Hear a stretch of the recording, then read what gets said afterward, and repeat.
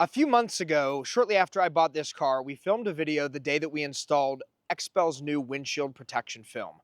It's been, I think, 4 or 5 months now, and I've had a chance to put a couple of thousand miles on the car. I realize that's not a ton, so don't beat me up yet. We're just giving you a couple month update on the car. Haven't had it to a racetrack either yet. Basically, what's on there now is the Expel WPF windshield protection film. Now, if you've been watching our channel at all, you know we have been playing around with all sorts of different windshield protection films for years, and we have yet to really find one that we fell in love with. When I filmed the video installing this film, I pretty much did fall in love with it. I said this is probably the best material that I've ever used on a windshield. That is still true. However, there's a couple things that you should probably know about this material compared to some others as well. So if we go back in time a little bit, there was the type of windshield protection film that was a more hard shell material. It was almost like a really thick window film, like a security film. And that material was extremely challenging to install. Because of that, we hardly did any of it. It had to be a really easy windshield or somebody that really, truly cared enough to push us to say, hey, do this. I don't really care what the end result looks like, because when something's that difficult to install, you end up with wrinkles and little hot spots in the material and things like that. Now, if protection is your only concern, okay, some people still did it, but the vast majority of people want protection, but also want it to be invisible and want it to look great. So me, being the owner of the company, from a business standpoint, it made almost no sense to chase windshield protection film. Very challenging to make money, very challenging to have very happy customers. Then the soft shell materials came out, and there was a few of them. There was Ultrafit Evo, I think it was called, Windcrest Evo. S-Tech had one. Bray had one. We tried all of them. Most of them were on my personal cars, and turns out most of them kind of sucked. They installed really well, and so from that side of it, it was like, this is awesome. We have something we can finally make money with. But then there were weird problems, like massive distortion in one of them.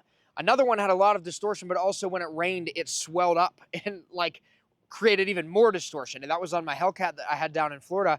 It did all sorts of weird things when it rained, and it made it really difficult to see. And then one of them was just pulled off the shelves. That was the one that we thought was doing great. A little bit of distortion, but it was kind of livable. And then they said, oh, we can't sell it anymore because we're having a lot of problems with it. We were waiting on Expel to come out with one for years, and finally they did. That's what's here. So do we love it? I like it. I can't say that I love it. What I can say is that as far as an overall solution is concerned, it is the best option on the market for windshield protection film. From a business owner standpoint, is it something that I can train somebody to do in a reasonable amount of time? Can I do it without trashing a bunch of material? And can I get an end result that looks good, that's virtually invisible? Yes. So it checks those boxes. From a consumer standpoint, this is my car, I drive it around all the time. Does it look good? From the inside of the car, does it have the distortion issues or the issues in the rain? So far, I will tell you, there's a little bit of distortion. It's not as crystal clear as I hoped that it was going to dry. With that said, it is the clearest by far of any other soft shell film that we've tried. Those harder shell films, the original Clearplex, if you had it installed really well, it's super clear, but really hard to install. This is a really good happy medium. As clear as you can get so far with a soft shell film. It gives you those self-healing properties so it doesn't delaminate or scratch up like some of the original harder shell materials do. But the only sacrifice you have to understand is that there is going to be a small amount of distortion. So how would I describe that distortion? Well, there's a couple ways. Number one, there's a spot in this area on the car, and I don't know that you're going to be able to see it from the outside. It's in this region. It's just bad install. So typically, shoemakers' kids have no shoes. When we do something on my car, we do it once, and I live with whatever imperfections are there. We're doing it for testing, whatever. We know we can replace it whenever we want to. We know for sure there's an area right around this that was too dry when we squeegeed it, and it left a weird line. We kind of wanted to see what would happen if it would dry out. Most of it did not dry out. So that distortion was our fault, not the film's fault. But there are some other areas. The best way I can describe it, if you're looking through the windshield and you move your head around and you're looking at a stationary object like that hillside that has some grass on it, as you move your head, the grass can look just a hair wavy. And that sounds weird, but when you're driving the car, you don't notice it. When things are moving around you, it's not obvious at all. If you're sitting at a red light and you start deciding, I want to look at this windshield to see if there's any distortion, that's when you'll see it. Now, compared to some other soft shell films that we had that had a problem with distortion, those cars felt like you were wearing the wrong prescription glasses. You would get in the car, you'd look through the windshield, and you'd go, holy crap, this is really hard to see what's going on. It almost made you dizzy. This doesn't do that. I think it's also worth noting that there is windshield tint on this. I've heard this through other people. I don't know if it's true because a lot of the cars that we do the film on also have tint, and mine all do. That tint and windshield film together can sort of exaggerate that distortion. And I don't know if you think about, like, at a micro level, you're looking through more layers of stuff through the windshield. You've got the tint layer on the inside, then you've got the tint adhesive, and then you've got the glass, and then you've got the laminate in the glass, and then another piece of glass, and then you've got the adhesive for the windshield protection film, and then you have the windshield protection film poly layer, and then you have the top coat of that. So, like, you're looking through like 8 layers of stuff now instead of 3 with the original windshield.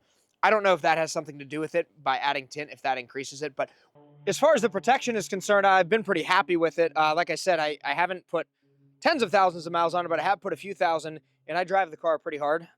We've got a chip in the film that's pretty significant that I absolutely believe would have chipped the glass. Probably wouldn't have shattered the glass, but probably would have chipped it. It's not getting scratched up either. A lot of times the older films would get scratched up really, really quickly or delaminate. And I haven't seen anything like that. I don't expect to. Expel has obviously figured out films and top coats on those films. So sitting in the car, I don't even think you're going to be able to catch what I'm talking about on camera. It's that minor. But you can see the line here of the adhesive. That's where we messed up. We know that. But this part, if I move my head a little, you can kind of see a little bit of distortion. Overall, very happy with the product that Expel's put out. By far the best option that exists. And that's what we're going to continue to sell. And we're just going to have to make sure that customers know that you're going to have a little bit of that distortion once you have it on there. I think as long as you know that going into it, it's the best solution that exists. We just wanted to give you guys honest feedback of what the windshield protection film does and doesn't do. So far, it's protected the windshield really well. I actually found myself, about a month ago, I was driving down Route 30 if you're from this area, and I hit this giant patch of gravel that looked like a triaxle dumped half of its load of gravel. And this was not like pea gravel, it was rocks for concrete. And I had to slam on the brakes, and there were cars in front of me, they were all doing the same thing, and it started spitting rocks up at me everywhere. Didn't damage the paint from the PPF, but also didn't crack the glass. Now, the RSs, I'm not sure if it's true on the windshield, but it is on the sides. The RSs have lightweight glass that's very thin, so it breaks even easier on the RS cars than it does on the regular Porsches. So keeping that in mind, I would not trade this for no film. The distortion is more than easy enough to live with, knowing that I have protection on there, especially when we go to the racetrack. Cars in front of you are throwing stuff up at you at 150 miles an hour. You need something on the windshield. I would never trust really anybody to put a new windshield in this thing. It would be very nerve-wracking for me. I would probably have to go through the Porsche dealership, and even then, I still can almost guarantee you wouldn't be thrilled with the results of an aftermarket windshield install compared to factory. So thank you for tuning in. Hopefully this wasn't too long. I wanted to make it as detailed as I could, and we'll give you another update in a few months.